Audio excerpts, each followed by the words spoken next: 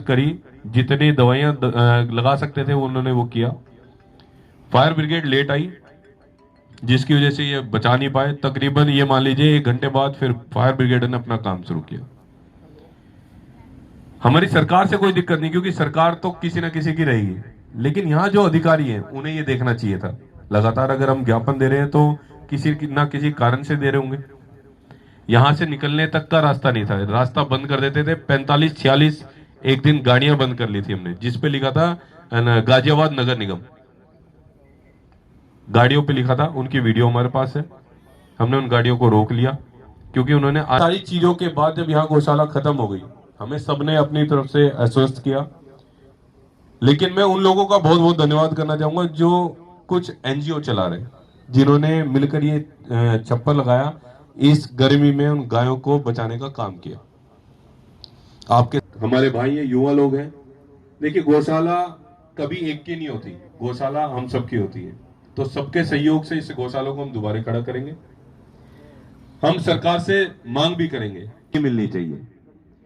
कुछ लोगों के हाथ में तो कुछ है नहीं, तो अफवाहें फैला रहे हैं। अफवाहें क्या फैलाते हैं? इसने क्रिश्चियन समाज ले लिया, इसकी एक गौशाला आपकी कौन सी जगह होता है, गढ़ में एक गौशाला है, कोई कहता है अमरोहा में मुकदमे है। हम तो भाई हाथ जोड़ के कहते हैं सूरज विषय नहीं होना बना रहे हो।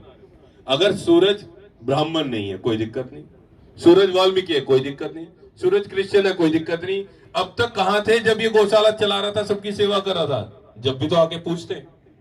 और रही ये सफाई देने की कि सूरज क्या है, तो सूरज अपनी सफाई अपना बताएगा। सूरज अपने दादा का नाम बताओ। है माखर गांव। और आपके बाबा के कितने पुत्र थे? एक ही थे, आपके पिताजी।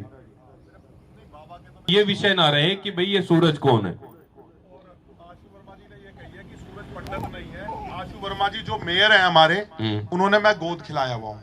उनके घर की दीवार और हमारे घर की दीवार एक ही थी जी। वो शकल से नहीं जान पा रहे, पर अगर मेरी मम्मी भी उनके पास जाएंगी तो वो जाते ही पैर छूएंगे।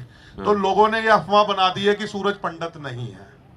तो कम से कम मेरा मानना यह है कि जानकारी ना हो तो उस विषय में नहीं बोलना चाहिए।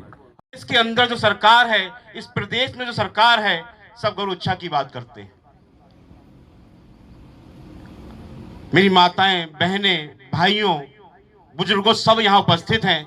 हम सब लोग आज इस विधानी सभा में आए हैं अपनी 41 गौ माताओं को है, और इस क्षति को कभी हम पूर्ति नहीं कर पाएंगे।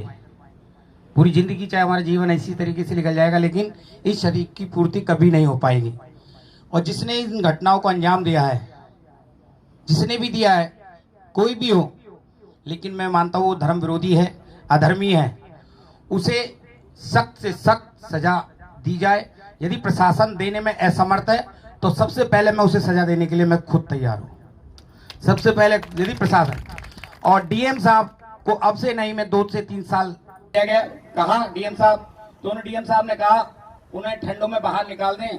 तो मैं तो ये चाहता हूँ डीएम साहब, यदि कोई मीडिया वाला भी हो तो उनके हमारे जरिए उन्हें कहें कि वो डीएम साहब के घर पर के बाहर आवाज, वो झुग्गी झोपड़ी लगे तो उन्हें पता पड़े कि ये करते क्या।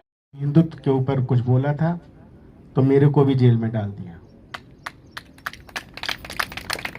7 दिन जेल में रहा, पता है, अखबार में आया।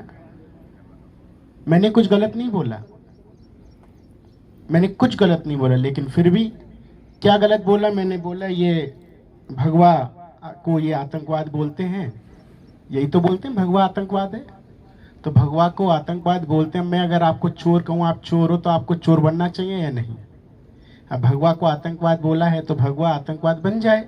अगर भगवा आतंकवाद बना होता तो आज तक भारत हमारा हिंदू राष्ट्र बन गया होता, अगर भगवा आतंकवाद होता तो।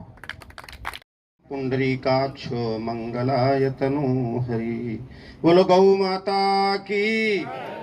इतना जयकारा जोर से लगाओगे, इतनी लंबी चौड़ी अभी बात हुई, सनातन धर्म सनातन धर्म, जयकारा लगाओ धीरे से तो कैसे बात बनेगी? बोलो गौ माता की। आप लोगों को हनुमान जी का बल याद दिलाया जाता है ना, पवन तनय बल पवन समाना, याद दिलाना पड़ता है।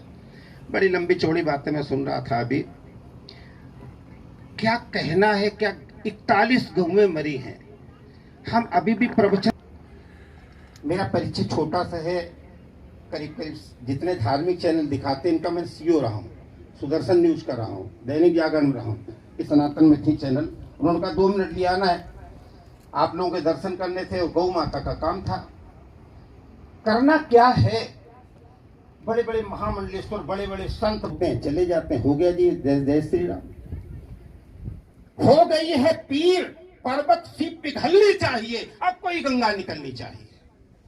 क्या करना है, गाय मर जाती है, हम लोग देखते रहते हैं, किसने मारा क्या मारा ये प्रशासन का विषय, शासन के विषय। जाकर के किसी से क्या धरना प्रदर्शन किया, क्या किसी को ज्ञापन दिया, क्या डीएम के दरवाजे तक गए कि भाई ये मेरे देखो गाय का मामला है। और उस युग में, योगी के युग में जब हम गए, नहीं ठीक है, अगर है ना कहीं किसी प्रकार कमी है ना, योगी के राज में जहां पर गौएं सुरक्षित हैं वहां पर अगर गाय मर जाते हैं और हम लोग नहीं कुछ कर पाते हैं तो कैसे बात बने। मैं ज्यादा नहीं कहूंगा, मैं तो केवल प्रणाम करने, गौ माता के दर्शन करने, आप लोगों के दर्शन करने आया था। काफी देर से सुन रहा था, अगर आपने ये सब किया है तो बहुत अच्छी बात है, लेकिन एक बात याद रखना, अगर आम का पेड़ लगाते हैं उसमें आम के फल आते हैं तो लगता है कि आम के फल आए हैं। आज भी बहुत सी जगह कहीं न कहीं निराशा है, दुराशा है, विश्वास नहीं है, लेकिन और पूर्व परिचित भी हैं। महाराज जी मुझे जानते, मैं इनको जानता हूँ। यहाँ 63 में मेरा बहुत बड़ा स्टूडियो भी है, तो इसलिए आप लोग जो कर रहे हैं बहुत अच्छा है, जो किया है बहुत अच्छा है। लेकिन गाय का सवाल है, एक समिति बना करके, ट्रस्ट बना हुआ है, एक परिचालन समिति बना करके इसको पुनर्जीवित द्वारा अगर कोई सेवा का कार्य हो सकेगा तो मैं जरूर करूंगा। आप लोगों के चरणों में बैठ करके, सन्यासियों के चरणों में बैठ के करूंगा। धन्यवाद, नमस्कार।